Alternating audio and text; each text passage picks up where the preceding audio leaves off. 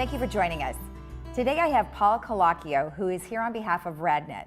Paul was diagnosed with prostate cancer, and now he is a survivor. Congratulations. Thank you, Lisa. Thank you for being with us. You're very welcome. You know, you're very brave to come on and talk about the process, and you know, we've known you for a while, so tell me your story. I mean, what happened? Well, you know what? About a year ago, I started urinating a lot, and I felt there was a problem. I told my primary care doctor, and he said, well, let's kind of watch it. And we watched it for about 3/4 of the year, and it didn't subside. So earlier this year, he did a rectal exam, and he found a palpable lump on the prostate. Okay. So he said, you know what, your PSA is still low, let's watch this. So I was talking to one of the radiologists at Radnet, and who handles the prostate imaging. And he said, you know what, maybe you should ask your doctor for an order to have an MRI. So I asked my doctor, he said, good idea, let's not wait. I had the MRI, and the MRI showed a tumor. It showed a lesion. Okay. So I had a single needle ultrasound guided biopsy, and that showed that it was a cancer. So I went to a urologist, and he did his own set of tests, and he said it is a mildly aggressive cancer, and I opted to just have the whole prostate removed. Wow. Because of my family history, Lisa, my dad had it, my uncle had it. I just felt that, you know what, I didn't want to play around. I didn't want to try treatments. I didn't want to keep it in me for a period of time. So I opted to have it removed. Okay. And now, at what stage was it when they found it? It was stage 1. Okay. Yeah, it was early enough. Okay. But if I hadn't had the MRI, I never would have found it because the PSA was so low. Okay. So I guess I was symptomatic. I had some symptoms, and I acted on it. And once again, my doctor didn't know unless I told him. So I'm a firm believer in being your own advocate.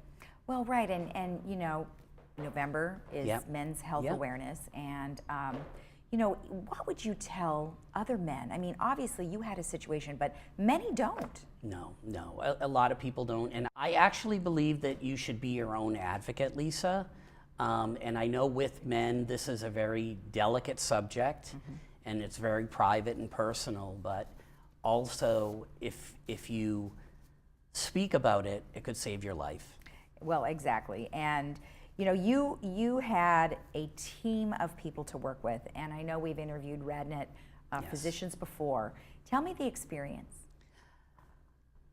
I think I got the best experience at Radnet. I got their knowledge. I got amazing radiologists. They didn't miss a beat. They didn't miss a beat. And if I wasn't working there and I wasn't in tune with my own body, I don't know how far this would have went. Right. So I feel very blessed. I feel lucky, but I really wish that other men out there could really say something when they feel something. Right. You know, just go to your doctor. It's very private. No one has to know. And if you feel like there's something, then ask for it. Ask for an MRI or ask for an exam. And that saved my life. Let's talk about the moment when you actually were told that you had prostate cancer. I was actually at work, and I got the call, and I said, you know what, I don't have time to come in, so can you just give me the results over the phone? So I got them over the phone, and I hung up, and I was late for a meeting, and it was just very surreal. Because I'm 55 years old, I still feel like I'm a kid, and I figured, you know what? How is this? I thought, how is this happening? I've worked in this field for about 14 years now with breast cancer and Radnet imaging, and I see patients and I feel for them, and the work that I do is all to educate and to make people aware, and then now it was me. Right. So it was a shock. It was a shock, but you know what? I stayed positive throughout the whole experience. And you have always been positive. We've been working with you for a while, and so when we found out, you know, our heart just went out to you, but now here you are, an advocate for your own experience, and I think most people should really appreciate that you were able to come on and talk about it. Yes, yes. So as you mentioned before, you would make sure everybody else would be an advocate for themselves. Proactive. Okay, and proactive. Yes. Proactive. And what is your process now? Well, now today is 4 weeks post-surgery. All right. So today's a little milestone for me. All right. And then in another 2 weeks, I see the surgeon for follow-up. Okay. And that's it. If I have any problems, I'll go see my doctor. Okay. But that has been handled. I don't need chemo or radiation at this time. All right. And I will monitor things, and if I feel anything, I will definitely go to the doctor. Did the surgery affect you in any way? Like, did it prevent you from doing anything for a while?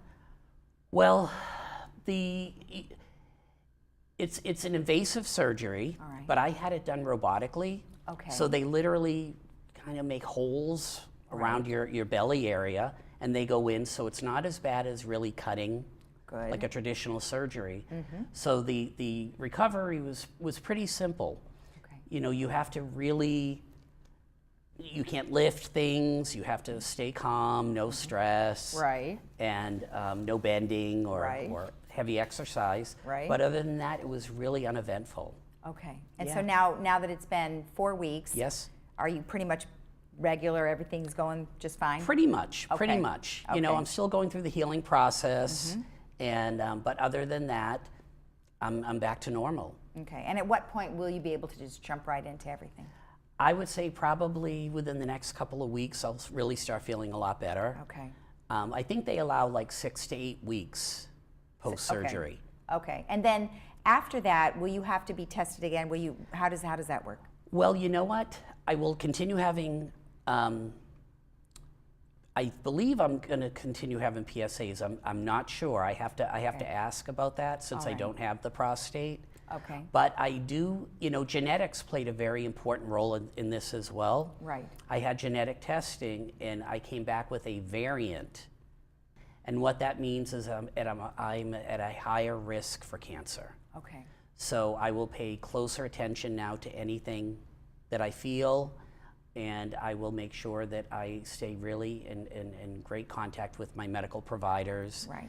And that's it. Right. Well, but anytime anyone has family members that have that type of cancer, any type of cancer, it would possibly be passed down. Right. Okay. Right.